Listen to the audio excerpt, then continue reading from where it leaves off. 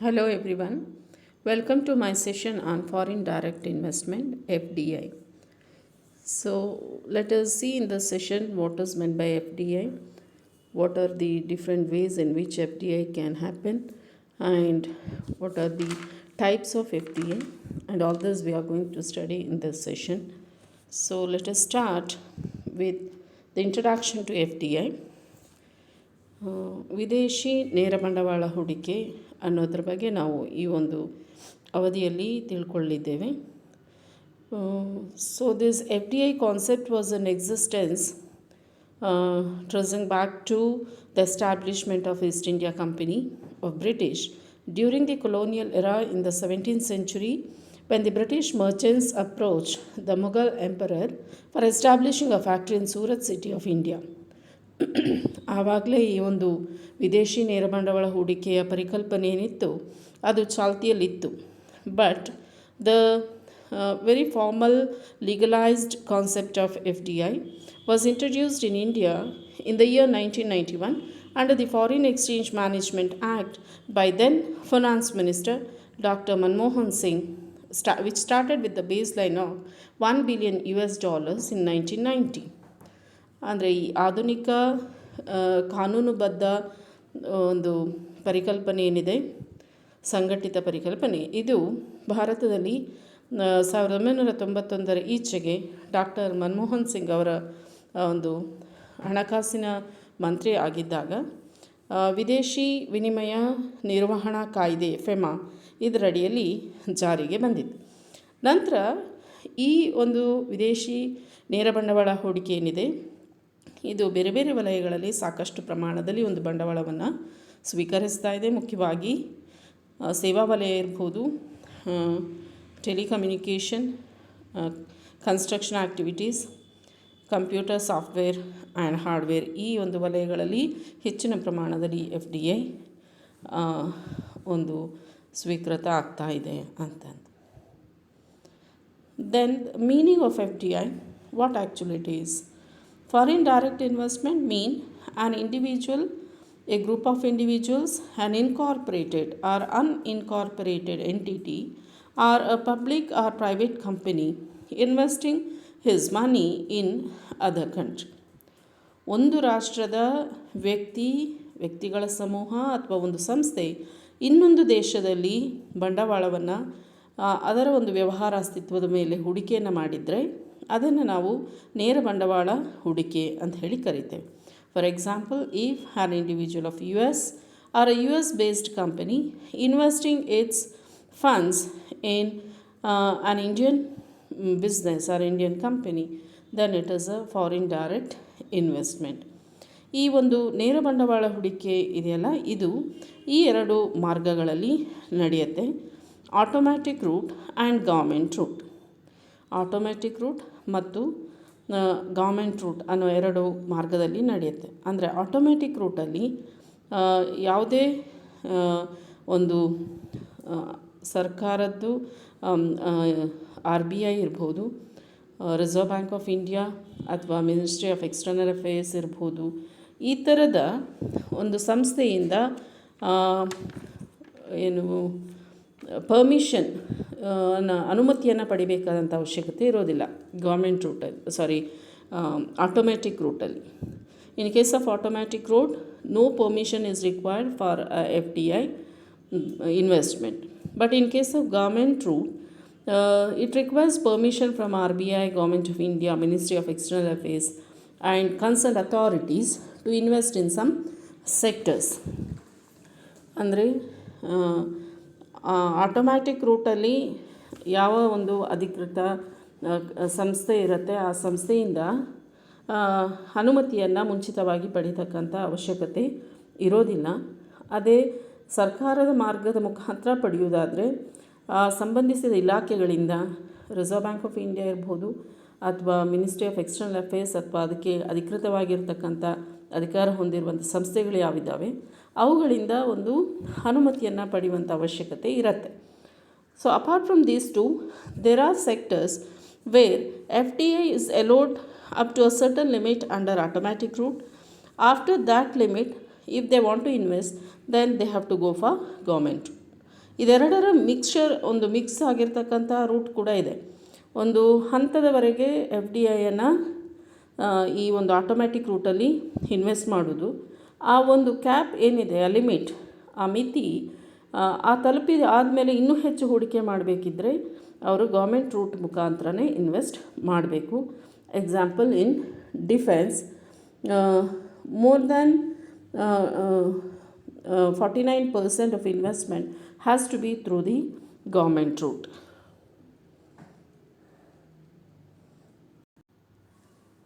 Okay, so ಇದು ಒಂದು ವಿದೇಶಿ ನೇರ ಬಂಡವಾಳ ಹೂಡಿಕೆಯ ಮಾರ್ಗ ಯಾವ ರೀತಿ ನಡೆಯುತ್ತೆ ಅನ್ನೋದು. ನೆಕ್ಸ್ಟ್ ಡೆಫಿನಿಷನ್, ಇದರ ವ್ಯಾಖ್ಯೆ. IMF defines it as investment made to obtain lasting or long-term interest in enterprises operating outside the economy of investor. Investment made to obtain lasting or long-term interest ಅಂದರೆ ಇಲ್ಲಿ ಬಂಡವಾಳ ಏನು ಹೂಡಿಕೆ ಮಾಡಿರ್ತಾರೋ ಅವರಿಗೆ ಅದರ ಬಗ್ಗೆ ಲಾಭವನ್ನು ಪಡೆಯುವುದೇ ಮುಖ್ಯ ಉದ್ದೇಶ ಅಲ್ಲ ಇಲ್ಲಿ. ಅಂದರೆ ಅಲ್ಪಾವಧಿಯ ಪ್ರತಿಫಲವನ್ನು ಪಡೆಯುವುದು ಅವರ ಹೆಚ್ಚಿನ ನಿರೀಕ್ಷೆ ಆಗಿರುವುದಿಲ್ಲ. As if you see in the case of security market or stock market, what investment they make, the main intention is to get good return on their investment. ಅವರೇನು ಹೂಡಿಕೆ ಮಾಡಿರ್ತಾರೆ ಅದರಲ್ಲಿ ಹೆಚ್ಚು ಮಾರ್ಕೆಟ್ ವ್ಯಾಲ್ಯೂ ಪಡೆಯೋದಿರ್ಬೋದು ಅಥವಾ ಹೆಚ್ಚು ಲಾಭಾಂಶ ಪಡೆಯೋದಿರ್ಬೋದು, ಇದು ಅವ್ರ ಮುಖ್ಯ ಉದ್ದೇಶ ಆಗಿರುತ್ತೆ. But in case of foreign direct investment, the investment is made to obtain lasting or long-term interest. They have a long-term interest and control over the assets and management of the business on which they have invested. ಈ ಹೂಡಿಕೆ ಮಾಡಿರ್ತಕ್ಕಂಥ ವ್ಯವಹಾರದ ಮೇಲೆ ಅವರು ಹೆಚ್ಚಿನ ಒಂದು ನಿಯಂತ್ರಣ ಮತ್ತು ಆಡಳಿತ ಮತ್ತು ನಿರ್ಣಯ ತಗೊಳ್ಳೋ ಒಂದು ವಿಷಯದಲ್ಲಿ ಹೆಚ್ಚು ಆಸಕ್ತಿಯನ್ನು ಹೊಂದಿರ್ತಾರೆ. ಅದು ದೀರ್ಘಾವಧಿಯ ಒಂದು ಆಸಕ್ತಿಯನ್ನು ಅವರು ಹೊಂದಿರ್ತಾರೆ. And operating and those enterprises which are operating outside the economy of the investor. ಇಲ್ಲಿ ಹೂಡಿಕೆದಾರ ಬೇರೆ ದೇಶದವನಾಗಿರ್ತಾನೆ, ಹೂಡಿಕೆ ಮಾಡಿರ್ತಕ್ಕಂಥ ಸಂಸ್ಥೆ ಇನ್ನೊಂದು ವಿದೇಶದಾಗಿರುತ್ತೆ. ಆ ಹೂಡಿಕೆ ಮಾಡಿರೋವನು ತನ್ನದಲ್ಲದ ದೇಶದ, ಅಂದರೆ ಬೇರೆ ದೇಶದ, ವಿದೇಶದ ಒಂದು ಸಂಸ್ಥೆಯಲ್ಲಿ ಬಂಡವಾಳ ಹೂಡಿಕೆಯನ್ನು ಮಾಡ್ತಾನೆ. ಮಾಡಿರೋ ಉದ್ದೇಶ ದೀರ್ಘಾವಧಿಯಲ್ಲಿ ಏನೋ ಒಂದು ಆಸಕ್ತಿಯನ್ನು ಹೊಂದಿರತಕ್ಕಂಥದ್ದು. ಅದು he will have a long lasting interest on the affairs of the business, its management, its control, its decision making process. ಇವುಗಳಲ್ಲಿ ಅವನು ಹೆಚ್ಚು ಆಸಕ್ತಿಯನ್ನು ಹೊಂದಿರ್ತಾನೆ, more than the dividends or returns on investment.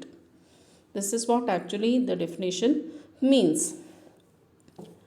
Next, let us see F D I and F P I ಅನ್ನೋ ಎರಡು concepts ಬರುತ್ತೆ ಇಲ್ಲಿ. Foreign direct investment and foreign portfolio investment. ಏನಿದರ ವ್ಯತ್ಯಾಸ? ವಿದೇಶಿ ನೇರ ಬಂಡವಾಳ ಹೂಡಿಕೆ ಮತ್ತು ವಿದೇಶಿ ಪೋರ್ಟ್ಫೋಲಿಯೋ ಹೂಡಿಕೆ ಅಂದರೆ ಏನು? F D I is the investment through which capital investments by A person resident outside India. So, FDI is the investment through which capital investments by a person resident outside India in an unlisted Indian company or in 10% or more of the paid up capital of a listed Indian company. ನಾವು ಯಾವ ಇನ್ವೆಸ್ಟ್ಮೆಂಟನ್ನು F D ಅಂತ ಹೇಳ್ತೀವಿ ಅಂದರೆ, investment capital investments by A person resident outside India in an unlisted Indian company. ಯಾವ company ಷೇರು ಮಾರುಕಟ್ಟೆಯ ಒಂದು ಅಧಿಕೃತ ಪಟ್ಟಿಯಲ್ಲಿ ಸೇರಿರೋದಿಲ್ವೋ ಅಂತಹ ಕಂಪನಿ ಆಗಿದ್ದರೆ ಅದರಲ್ಲಿ ನೀವು ಎಷ್ಟು ಶೇಕಡ ಹೂಡಿಕೆ ಮಾಡಿದರೂ ಕೂಡ ಅದು ಎಫ್ ಡಿ ಅನಿಸುತ್ತೆ. ಮಾತ್ರ 10% or more of the paid up capital of a listed Indian company. ಅದು ಬಿಟ್ಟು ಷೇರು ಮಾರುಕಟ್ಟೆಯ ಅಧಿಕೃತ ಪಟ್ಟಿಯಲ್ಲಿ ದಾಖಲಾಗಿದ್ದರೆ ಅಂಥ ಸಂಸ್ಥೆಯಲ್ಲಿ ಕನಿಷ್ಠ ಶೇಕಡ 10% ಹೂಡಿಕೆಯನ್ನು ಮಾಡಿದಾಗ ಮಾತ್ರ ಅದು ಎಫ್ ಡಿ ಐ ಅಂತ ಹೇಳ್ತೇವೆ ಅಂತ. ಈ ಎಫ್ ಡಿ ಐ ಅನ್ನೋದರ ಒಂದು ವ್ಯಾಪ್ತಿ ಏನು ಅರ್ಥ ಕೊಡುತ್ತೆ ಇದು ಅಂತ. So if on investment by a person resident outside India in an entity in the Indian territory. To be called as FDI should be an investment made in an unlisted Indian company. If it is a listed company, it should be not less than 10% of the investment in the paid up capital of the company. Then FPI, foreign portfolio investment. It is an investment made by a person resident outside India in capital instruments where such investment is less than 10% of the paid up equity capital of a listed Indian company. F P ಐಯನ್ನು ಏನು ಹೇಳ್ತೇವೆ ಅಂತಂದರೆ investment made by a foreign individual or entity in a business enterprise of India wherein the investment is less than 10% of the paid up capital. ನಂತರ ಇವೆರಡನ್ನು ಹೇಗೆ distinguish ಮಾಡೋದು ಅಂತ ಹೇಳಿದರೆ F D I the role of investors in case of FDI, they are active because they are interested in the management, control and decision making process of the company. Whereas in case of foreign portfolio investment, they are passive investors. They are there just to take the benefits. They are there to reap the benefits of the or profits of the business. And in case of FDI, the investors have a long-term investment. In case of FPI, their interest is only short-term. And in case of FDI, investment is made in physical assets as well financial assets like maybe building and various other physical assets. In case of FPI, the investment is made only on financial assets. So in case of FDI, ಮುಖ್ಯವಾಗಿ ವಿದೇಶಿ ನೇರ ಬಂಡವಾಳ ಹೂಡಿಕೆಯಲ್ಲಿ ಇಲ್ಲಿ ಏನೆಲ್ಲ ವರ್ಗ ಆಗುತ್ತೆ ಇನ್ವೆಸ್ಟರಿಂದ ಆ ಬಿಸ್ನೆಸ್ಸಿಗೆ ಅಂದರೆ ಬಂಡವಾಳ, ತಂತ್ರಜ್ಞಾನ ಮತ್ತು ಇತರ ಭೌತಿಕ ರಿಸೋರ್ಸ್ ಸಂಪನ್ಮೂಲಗಳು ಕೂಡ ವರ್ಗ ಆಗುವಂಥದ್ದು. ಆದರೆ ಫಾರಿನ್ ಪೋರ್ಟ್ಫೋಲಿಯೋ ಇನ್ವೆಸ್ಟ್ಮೆಂಟಲ್ಲಿ ಬರೀ there will be capital inflow, ಬಂಡವಾಳದ ಒಳಹರಿವು ನಡೆಯುತ್ತೆ. So this is a main difference between foreign direct investment and foreign portfolio investment. Then FDI in retailing. So ಈ ಚಿಲ್ಲರೆ ವ್ಯಾಪಾರದಲ್ಲಿ ನೇರ ಬಂಡವಾಳ ಹೂಡಿಕೆ ಹೇಗೆ ಅಂತಂದರೆ it is permitted in single brand product retailing 100%. 100% ವಿದೇಶಿ ನೇರ ಬಂಡವಾಳ ಹೂಡಿಕೆಗೆ ಅವಕಾಶ ಸಿಂಗಲ್ ಬ್ರ್ಯಾಂಡ್ ಪ್ರಾಡಕ್ಟ್ ರಿಟೈಲಿಂಗಲ್ಲಿದೆ. ಹಾಗಾದರೆ ಸಿಂಗಲ್ ಬ್ರ್ಯಾಂಡ್ ರಿಟೈಲಿಂಗ್ ಅಂತಂದರೆ selling all products under a single brand. ಅವರ ಒಂದು ಉತ್ಪನ್ನ ಏನಿದೆ ಅದನ್ನು ಮಾತ್ರ ಮಾರುವಂಥದ್ದು. For example Nike, whatever they products they deal in, all products they sell under the same brand. Sony ಅವ್ರದ್ದು ಏನು ಎಲೆಕ್ಟ್ರಾನಿಕ್ಸ್ ಅಥವಾ ಬೇರೆ ಬೇರೆ ಐಟಮ್ಸ್ ಮ್ಯಾನುಫ್ಯಾಕ್ಚರ್ ಮಾಡ್ತಾರಲ್ಲ ಅದೆಲ್ಲ ಒಂದೇ ಬ್ರ್ಯಾಂಡಲ್ಲಿ ಅವರು, ಅಂದರೆ ಬೇರೆ ಬ್ರ್ಯಾಂಡನ್ನು ಇಲ್ಲಿ ಅವರು ತೊಗೊಳ್ಳೋದಿಲ್ಲ ಮಾರಾಟಕ್ಕೆ. ಅಂಥದ್ದನ್ನು ನಾವು ಸಿಂಗಲ್ ಬ್ರ್ಯಾಂಡ್ ರಿಟೇಲಿಂಗ್ ಹೇಳ್ತೇವೆ. ಸೊ ಈ ಸಿಂಗಲ್ ಬ್ರ್ಯಾಂಡ್ ಪ್ರಾಡಕ್ಟ್ ರಿಟೇಲಿಂಗಲ್ಲಿ ವಿದೇಶಿ ನೇರ ಬಂಡವಾಳ 100% ಅವಕಾಶವನ್ನು ಕೊಟ್ಟಿರುವಂಥದ್ದು. Multi brand retailing where a business sells goods to individual customers which carry different brands. So example, in case of Big Bazaar, if you see, you'll get different brand products. So ಅದನ್ನು ನಾವು multi brand retailing ಹೇಳ್ತೇವೆ. Multi brand ರಿಟೇಲಿಂಗಲ್ಲಿ there is an opportunity for FDI up to 51%. 51% ವಿದೇಶಿ ನೇರ ಬಂಡವಾಳ ಹೂಡಿಕೆಗೆ ಅವಕಾಶ ಇದೆ.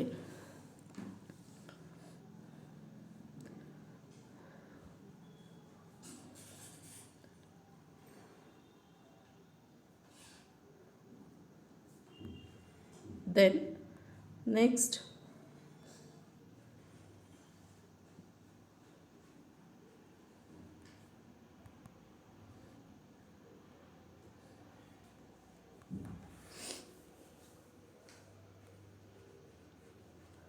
ways of making FDI.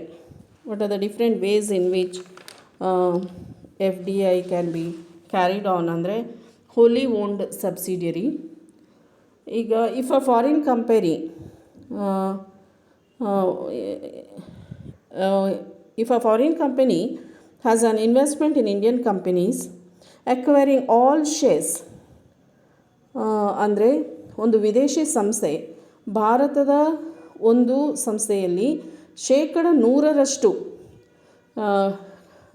ಏನು ನಿಯಂತ್ರಣ ಹಕ್ಕನ್ನು ಪಡೆದರೆ, ಅಂದರೆ 100% ಷೇರುಗಳನ್ನು ಖರೀದಿ ಮಾಡಿತ್ತಂದರೆ it becomes wholly owned subsidiary.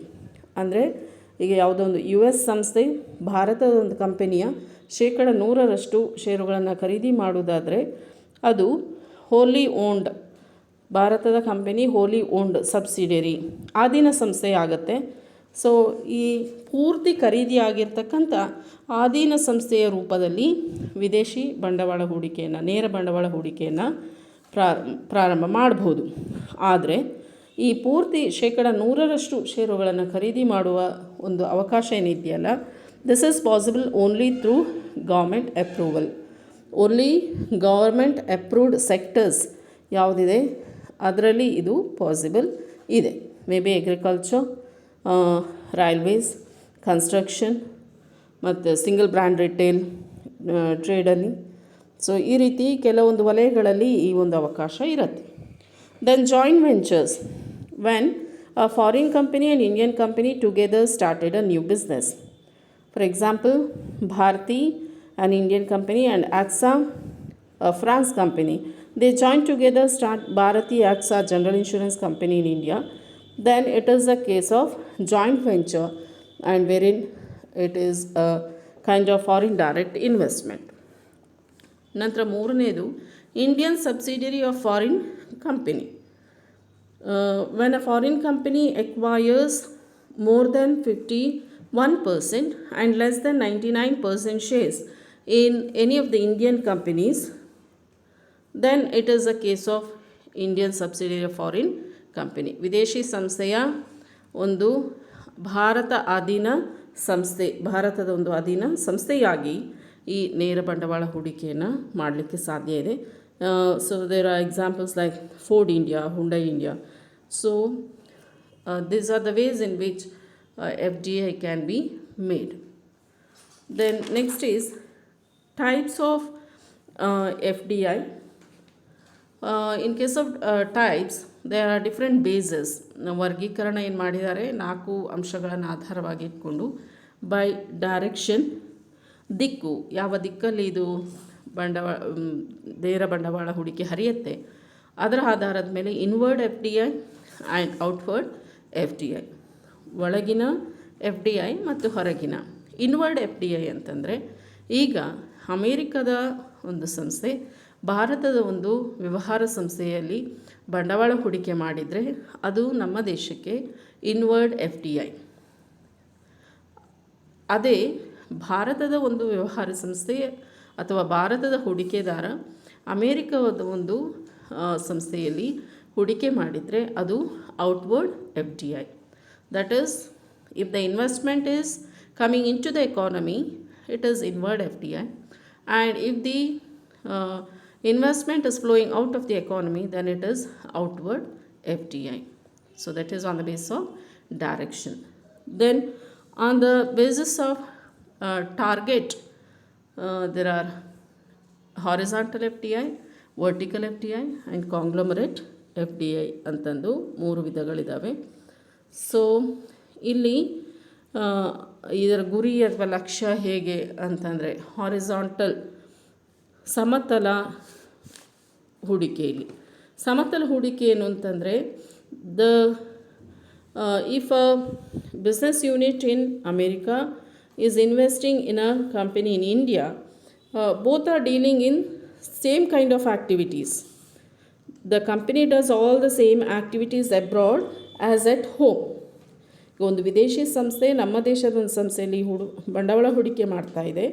ಎರಡೂ ಸಂಸ್ಥೆಗಳು ಒಂದೇ ರೀತಿಯ ವ್ಯವಹಾರವನ್ನು, ಚಟುವಟಿಕೆಯನ್ನು ನಡೆಸಿದರೆ ಅದು ಹಾರಿಜಾಂಟಲ್ FDI ಆಗುತ್ತೆ. Example, Toyota assembles motor cars in Japan and UK. The same business is done in different countries. So that is horizontal FDI. Next comes vertical FDI.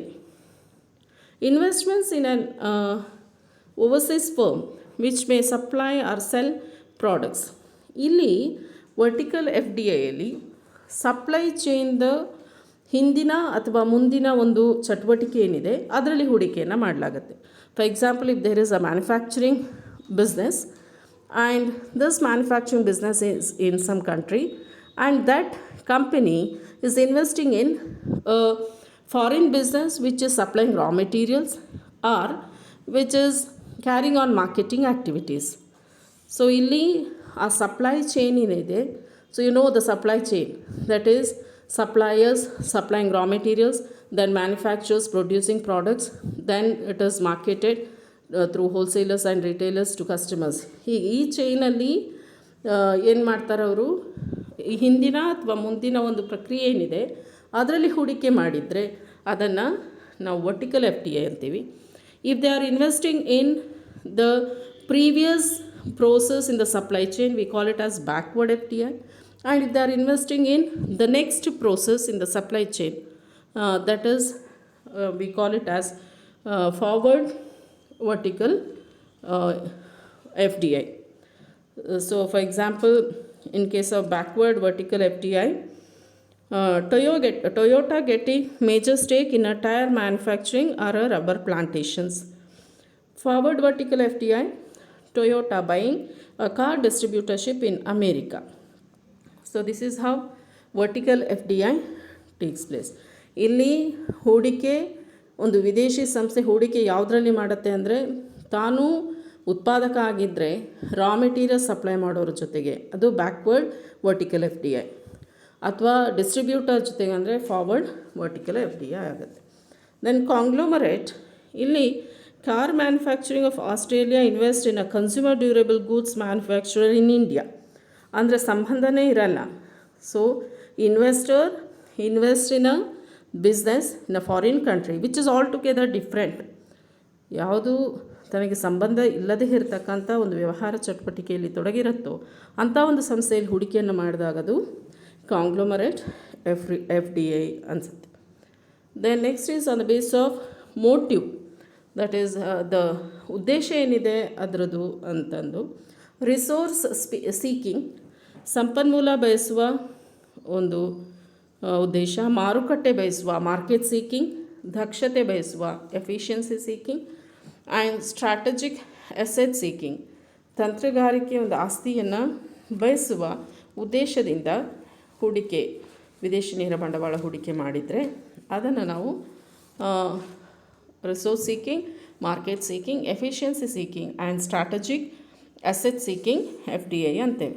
So ಇಲ್ಲಿ resource seeking F D I, the main aim of this, ನಾವು ಮೊದಲೇ ಹೇಳಿದ್ದೇವೆ, F D I ಅನ್ನೋದು ಬರೀ ಬಂಡವಾಳ ಪಡೆಯುವ ಉದ್ದೇಶ ಮಾತ್ರ ಅಲ್ಲ, ಬೇರೆ ಬೇರೆ ವಿಷಯಕ್ಕೋಸ್ಕರ ಹೂಡಿಕೆಯನ್ನು ಮಾಡ್ತಾರೆ. ತಂತ್ರಜ್ಞಾನ ಪಡೆಯೋದಿರಬಹುದು, ಸಂಪನ್ಮೂಲಗಳನ್ನು ಕನಿಷ್ಠ ಬೆಲೆಯಲ್ಲಿ ಪಡೆಯೋದಿರ್ಬೋದು, ಹೀಗೆ. So here in case of resource seeking F D I, the investment aimed at getting production factors supplies at low cost, that is factors of production ಏನಿದೆ ಅಥವಾ ವೇರಿಯಸ್ ರಿಸೋರ್ಸಸ್ ಏನಿದಾವೆ ಅದನ್ನು ಕನಿಷ್ಠ ವೆಚ್ಚದಲ್ಲಿ ಪಡೆಯುವುದು ಇದರ ಮುಖ್ಯ ಉದ್ದೇಶ. May be materials, labours and various other inputs. Then market seeking, it focuses on sales, secure market share and sales growth in a target foreign market, ಇದು ಮುಖ್ಯ ಉದ್ದೇಶ ಮಾರ್ಕೆಟ್ ಸೀಕಿಂಗಲ್ಲಿ. Then efficiency seeking, investment in foreign markets to take advantage of lower cost structure. For example, in case of developed countries there can be efficiency in technology which adds value to activities. Value adding activities like capital, technology or information are usually placed in developed countries. Then in case of developing countries, there can be value adding activities like labor, resource intensive. So ಈ ಥರದ ಒಂದು ದಕ್ಷತೆಯನ್ನು ಬಯಸುವ ಒಂದು ಹೂಡಿಕೆ ಕೂಡ ನಡೆಯುತ್ತೆ. Then strategic asset seeking, dealing with technology and core competencies of the company. ಇಲ್ಲಿ ಮುಖ್ಯ ಉದ್ದೇಶ ಯಾವುದು, ಒಂದು ತಂತ್ರಜ್ಞಾನ ಮತ್ತು core competence of the company, patents, knowledge, skills of the employees, and strategic resources which would give them competitive advantage. ಆ ಒಂದು ಸಂಸ್ಥೆಯ ಅಥವಾ ಆ ಒಂದು ಪ್ರದೇಶದ ಕಾಂಪಿಟೇಟಿವ್ ಅಡ್ವಾಂಟೇಜನ್ನು ಪಡೀಲಿಕ್ಕೋಸ್ಕರ ಹೂಡಿಕೆ ಮಾಡುವಂಥದ್ದು.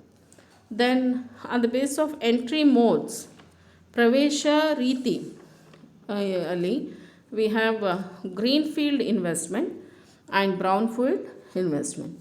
Greenfield investment is investing in a company. A company will build its own brand new facilities from the ground up. ಅಂದರೆ ಇಟ್ ಸ್ಟಾರ್ಟ್ಸ್ ಫ್ರಮ್ ಸ್ಕ್ರ್ಯಾಚ್ ಅಂತಾರೆ, ಇಟ್ ಸ್ಟಾರ್ಟ್ಸ್ ಫ್ರಮ್ ಝೀರೋ ಅಥವಾ ಫ್ರಮ್ ದಿ ಬೇಸ್, ಹೊಸದಾಗಿ ಪ್ರಾರಂಭ ಆಗಬೇಕು ಆ ಸಂಸ್ಥೆ, ಅಂಥದ್ರಲ್ಲಿ ಹೂಡಿಕೆ ಮಾಡಿದರೆ ಅದನ್ನು ಗ್ರೀನ್ ಫೀಲ್ಡ್ ಅಂತೇವೆ. Then brown field which makes use of the existing infrastructure. ಅಂದರೆ already there is a base, ಆ ಸಂಸ್ಥೆ ಅಸ್ತಿತ್ವದಲ್ಲಿ ಇದ್ದಾಗ ಎಲ್ಲ ಇನ್ಫ್ರಾಸ್ಟ್ರಕ್ಚರ್ ಅವೈಲೇಬಲ್ ಇರುತ್ತೆ. Such kind of investments can be made by merger or acquisitions instead of developing a new one. So green field ಅಂದಾಗ ಬೇಸಿಂದ ಹೊಸದಾಗಿ ಎಲ್ಲವೂ ಪ್ರಾರಂಭ ಆಗ್ತಕ್ಕಂಥ ಒಂದು ಹೂಡಿಕೆ. ಬ್ರೌನ್ ಫೀಲ್ಡ್ ಅಂದರೆ ಆಲ್ರೆಡಿ ಅಸ್ತಿತ್ವದಲ್ಲಿದೆ ಆ ವ್ಯವಹಾರ, ಅದರಲ್ಲಿ ಹೂಡಿಕೆಯನ್ನು ಮಾಡ್ತಕ್ಕಂಥದ್ದು ಬೇರೆ ಬೇರೆ ಉದ್ದೇಶದಿಂದ. These are the different types of FDI.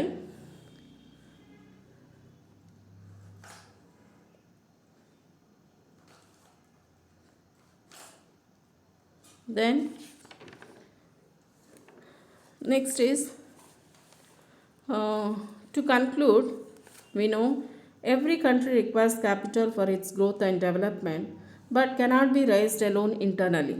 ಎಲ್ಲ ದೇಶ ಅಭಿವೃದ್ಧಿಯನ್ನು ಹೊಂದಲಿಕ್ಕೆ ಬಂಡವಾಳ ಮುಖ್ಯವಾದಂಥ ಒಂದು ಅಂಶ. ಅದಕ್ಕೆ ಅವಶ್ಯ ಇರತಕ್ಕಂಥ ಎಲ್ಲ ಬಂಡವಾಳವನ್ನು ಆಂತರಿಕವಾಗಿ ಒದಗಿಸುವುದು ಅಷ್ಟೊಂದು ಸಾಧ್ಯ ಆಗದೇ ಇರತಕ್ಕಂಥದ್ದು. So it is good to go for FDI, and this increasing FDI is usually used as one indicator of growing economy. FDI plays a positive role in the process of economic growth. So this is all about FDI. Thank you.